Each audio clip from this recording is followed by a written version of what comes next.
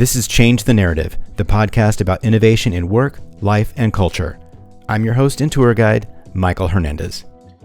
If you're a longtime listener to this show, you know that I have a different theme for every season of this podcast. And this season, I wanted to talk about and explore the process of writing and publishing nonfiction books and share what I learned publishing my first book. So this podcast is just the start. I'm hosting a book authoring webinar that goes into more detail and gives you more opportunity to interact and ask questions. And you can find a registration link to that in the show notes. So if you're just jumping into this series now, I highly recommend going back and listening to the other authors that I spoke with this season, because I chose them specifically because they come from very different industries and have something really unique and interesting to say about their process and their topic and what their experience was like. So definitely check that out. But in this final episode of the season, it's my turn to talk about my process. And so here are some of the things that I want to talk about with you in this episode in the next few minutes. First, what should your book be about? How do you choose a topic and how do you decide what your book's going to be about? Should you self-publish or work with a publisher? That's a big question that everyone has, and I'll give you my thoughts on that. Contracts, something that nobody wants to talk about. It's sort of the gross legal and business side of things, but it's really, really important. And I'll share with you my experience and some advice on writing a contract with your publisher. And then some advice on the writing process itself. And finally, marketing and promoting your book. It's actually one of my favorite parts of the process. So let's go ahead and dive in. So I always thought it would be fun to be an author and publish a book. You know, I had this image of myself smoking a pipe, banging away at a typewriter in Paris or Havana. And what a great glamorous life that would be, right? But the reality of work and raising a family and needing to pay bills kind of got in the way. So it wasn't until about 2018 when I was presenting at a creativity conference that the idea hit me. So I was in the green room talking to friends, and it struck me that the presentation that I had just given, a very small 15-minute presentation, was actually the outline for what would become my 160-page book years later. And it's sort of interesting to think about that this experience, this very small moment, was the spark for something much bigger later on. So I had the idea. I'm like, okay, great. This is my idea. What do I do about it? So I started researching how to write a book. I spoke with friends who had published books before to get their advice and experience. And all of the things that I were hearing said something about building an audience. You have to build an audience of followers. So I started doing that. So I started off the very next week publishing a newsletter, a monthly email newsletter that started with 5 readers. It's expanded since then, but in the coming months, a friend of mine really liked the newsletter, and she's like, "Hey, this is a great idea. Have you thought about turning it into a podcast?" I'm like, "That's a great idea." So I started working on a podcast, which is actually what you're listening to right now. And so for 3 years, I was writing this newsletter and publishing this and creating and producing this podcast, but I hadn't touched the book. So 3 years later, I finally got around to it. And that book was finally published in February of 2024. So one of the questions that I want to start with is something that everybody has, which is, should I write a book? And is writing a book for everyone? So if you're asking that question, you kind of already know the answer. You just want to know if you're up for it and what to expect. So I can't recommend that a certain person write a book. I felt that it was very rewarding for me as a process to clarify my thinking and put all of my ideas in one place. I had written articles in magazines and websites and published work and presented, but it was a great way to sort of put everything together in a nice, concise, tight package for everyone. So for me, it was very worthwhile. But you need to be, not going to lie, it's a lot of work. So you need to be prepared for the marathon of this process that can take months or maybe even years to do. So, and then you have to market and share it later when you're done. So be prepared for that. So should you write a book? Completely up to you. Highly recommend it, but it's not necessary. And there's a lot of different ways that you can share your ideas with an audience. So in the last episode, Dr. Rod Berger was talking about this. You know, we have newsletters, we have podcasts, for example, social media. There's a lot of ways that you can get your ideas out to audiences quickly and be very timely with it. You know, I see people writing books about artificial intelligence right now, and it seems like they're instantly out of date. as soon as they're published because the technology is changing so quickly. So, think about your intent and your goals and who you're trying to reach and what kind of content you're sharing. And maybe it's a yes and situation. Publish the book and do all these other things. So just be mindful of that. Okay, what should your book be about? Definitely something that you're passionate about. You're gonna have to work on this long and hard for a long time. So make sure you are still into it in the middle of the night or early in the morning or whatever, that you have to work on it for a long time. So I know that you probably are thinking somebody's already written a book about this topic, and probably, think about how many books are written about the Titanic or presidents of the United States or the Holocaust or something like that. A ton of books, right? But you bring something very unique and special to this topic, and it's your perspective and experience that no one else has. So when you're trying to think about what your topic is, think about what your subtopic is going to be. What is your niche? What is something that you can contribute that only you can do and no one else? So that might be a starting point. It helps if it's in the realm of your expertise. I'm personally a high school journalism and film teacher, so I probably would not write a book about science. But I might write a book about storytelling for science because I teach storytelling. So maybe there's like a parallel that you can do, or a way to kind of bring in your particular expertise into this topic. Dr. Rod Berger in the last episode also gave some great advice. He said, start with, a project you've completed or an experience that you've had that has changed your thinking. Turn that into your book. What successes or failures have you had, and what can you learn from other people? I think that might be a great place to hone your idea. Remember that a good story is not a list of facts. So what journey will you take your audience on, and how will they be changed after they've read your book? Maybe think about that as well. What's your end goal with all of this? All right. So how do you prepare for writing a book and get ready for this struggle? So, when they say build an audience, like I was saying earlier, you don't have to be an Instagram influencer. But you should be respected in your industry or your community. So publishers want to know that there are people to sell books to, and that other people can vouch for and amplify your reach. So you want to think about that. So maybe publish some other writing as proof of your ability to write and your unique style. So before I started writing, I had already published multiple articles in websites and magazines. I had been doing my newsletter. So I had a track record of meeting deadlines and being able to, be concise with my writing and all of that. So, if you haven't done that yet, it's really easy. You can just start a Substack and start a newsletter and start publishing, or ask around to see how you can publish work in other publications. People are always hungry for new authors. Okay, so a really big question that we started to ask some other folks this season, which is, should you self-publish your book or should you work with a publisher? For me, it was a no-brainer, and I'll tell you why. First of all, I knew nothing about book publishing, and I think that there's all these details that you need to know about. It's really about that you need the publisher for. So marketing, getting people to write blurbs for you, working with the designer who's going to lay out the interior layout of every single page and design the book cover. Who's going to print it? I don't have connections to a publishing printer. So what do I do? And how do I distribute it internationally? How do I accept payments and volume purchases of the book? Setting up your Amazon profile. I knew none of that. And so I wanted somebody who had that knowledge and experience that could guide me. I can focus on the content of my book, and they could worry about those logistical pieces. So I think that's really important. So if you're up for that, and I know people who have self-published, in fact, Erin Huizenga in an earlier episode this season talks about self-publishing her book. It is possible to do, but you just need to be aware of there's a lot of logistical pieces that you need to manage. All right. Another big reason to work with an imprint is credibility.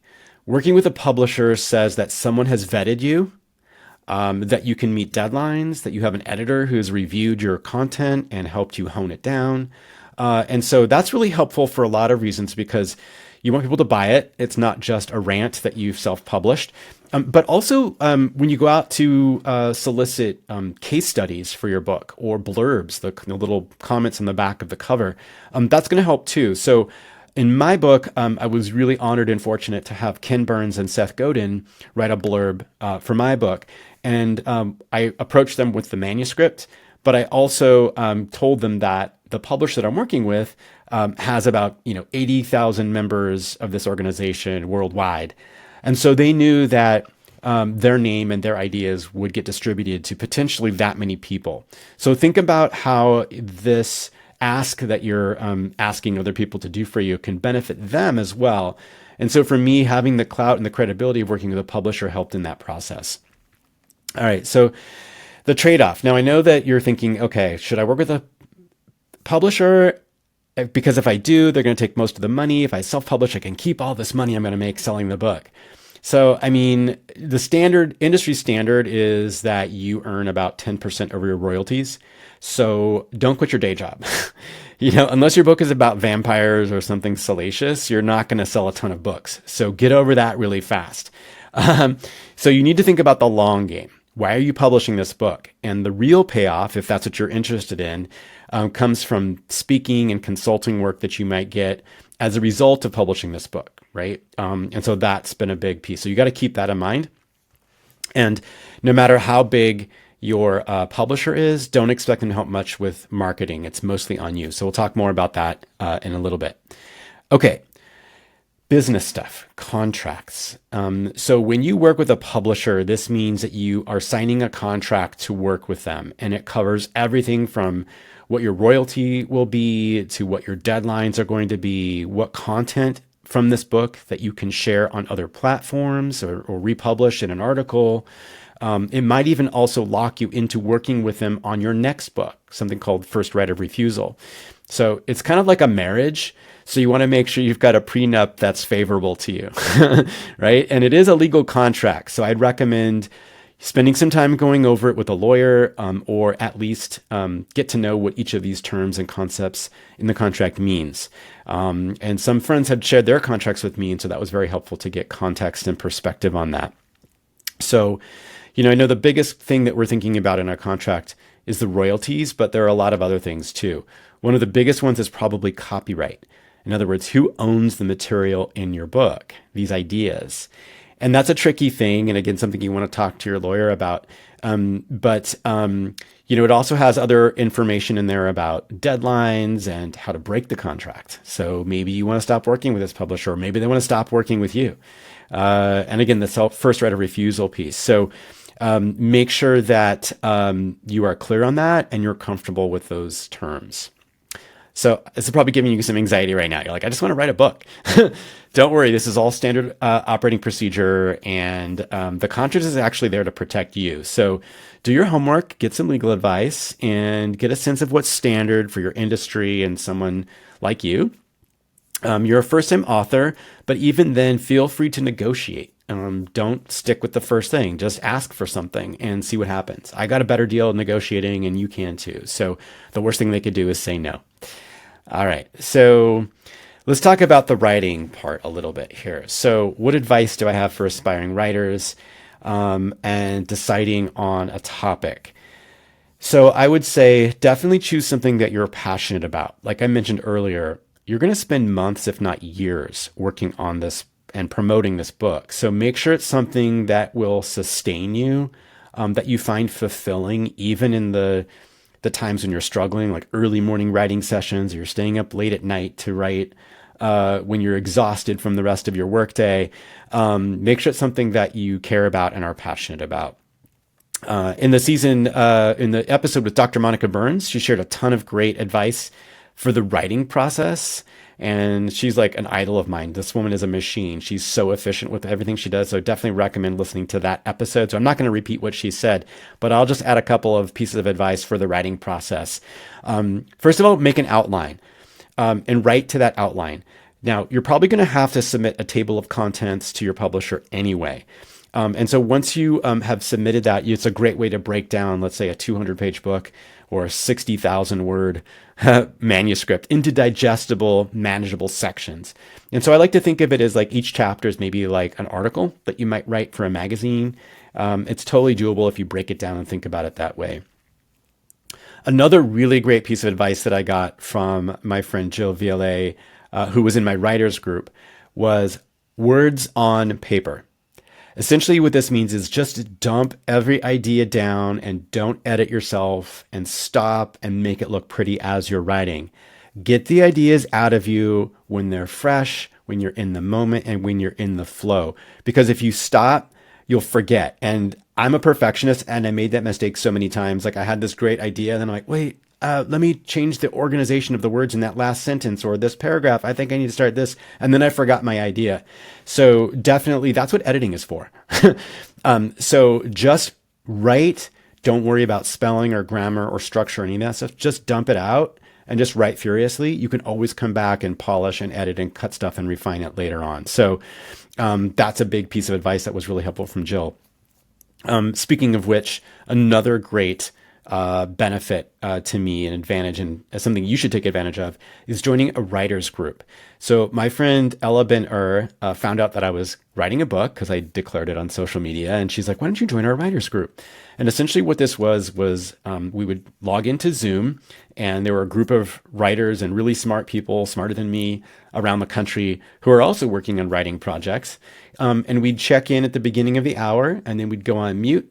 Our camera would stay on, but we'd be muted, and we'd just be typing away for an hour. And then we'd check in at the end to report on what we had accomplished that hour.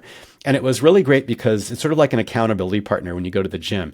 You have to show up, but people are also there to encourage you and give you advice. And I got tons of great advice and just the encouragement of being there and showing up.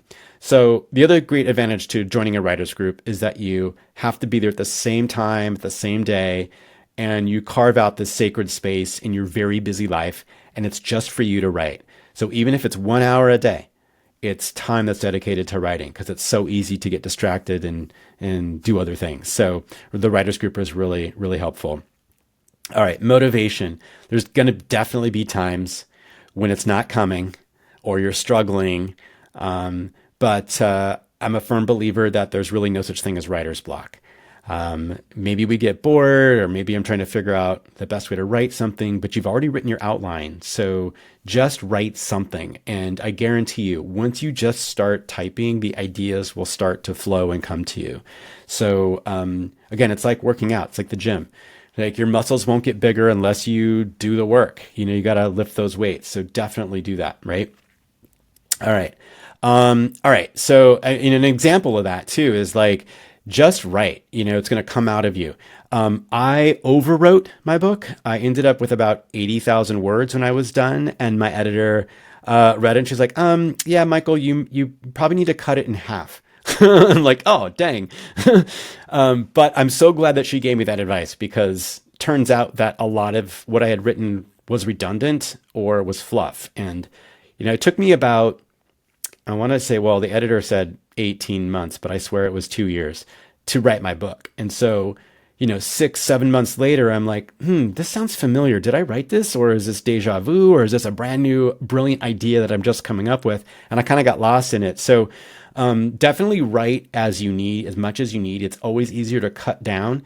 And then you have a much leaner, well-paced book because of that. So just get everything out there and then come back and edit later. Okay. Marketing. So this is a piece that maybe people are kind of nervous about or concerned about, or doesn't sound like the writing process, but I actually enjoyed it quite a bit. And it's kind of like this idea that, if a book falls in a forest and no one's around to hear it, was it even published? That's what we're talking about with marketing, right? So you have to share the story of your book. You got to let people know that it's there, what's in it, how it applies to them, why they might find it interesting, and encourage them to share it with their friends and colleagues or institutions. And so it's essentially, think of it as sort of the meta story of your book. It's an extension of your book. It's sort of like it's in orbit of your book. Maybe it's like a movie trailer for your book. And so it's a great way for you to tell the story of what's in the book and other stories, like why you wrote it and what your process was like and what you're thinking about right now as you're working on it. So the other thing that's important to keep in mind is that the harsh reality is that your publisher, no matter how big or famous they are, is not going to do a lot of marketing for you. A lot of the work is going to have to be done by you. So You still might want to talk about that and negotiate some marketing elements into your contract, but just realize that a lot of this is going to be on your shoulders to do. I would suggest starting your marketing efforts before you start writing the book. It sounds weird to say that, but start as soon as you can, because if you wait until the book is published, it's too late. You have to build anticipation. You want people to pre-order the book. You want to get on, be published in magazines or on podcasts, and sometimes the lead time for those is several months. So you want to make sure that you start talking about it as soon as you can. If you're speaking at conferences, bring it up. If you're appearing on podcasts, talk about your upcoming project and mention it. That's always a great thing. And, you know, it's sort of interesting too that I started like publicly announcing, well, first to my friends, hey, I'm writing a book. And then I posted on social media, hey, I'm writing a book. And it was sort of also not just marketing, but a stake in the ground, a flag in the ground that held me accountable, that told the world, I am doing this, therefore I must follow through. And so for me, it was also part of my motivation as a writer to declare it and say, okay, I've set this challenge for myself. I've got to get it done. Otherwise, I'm going to look dumb. So, you know, think about every stage of the process as an opportunity for you to share what's going on, what you're excited about. Maybe you want to share facts or anecdotes from inside your book. And it's really funny. When I published the book, finally, somebody mentioned to me, oh, I thought the book was out already because I had been talking about it so much. And I guess it's a good thing. But at least there was awareness. And that's what this is kind of about. Now, you might find this tedious or distracting from the real work of writing, but I think that the marketing honestly helped with the book. It helped me rediscover what my book was about, and helped me clarify my thinking and explanation to other people about what was in the book and why the book was important and how it might help them. So it was actually a really helpful, fruitful, productive exercise to do this as well. It's not just, you know, a business thing you have to do and check off your list, but, you know, lean into it. I think it can really help you out. So I hope these ideas help you on your journey as you start to write your book to becoming an author. And there's still a lot more to learn, of course, and you probably still have a lot of questions. So that's why I'm hosting a webinar for first-time authors that's coming up. And I've got details about that and links to registration for that webinar in the show notes.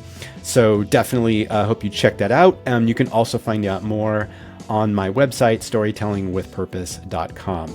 So I hope to see you there at the webinar. So until then, thanks for joining us and happy writing.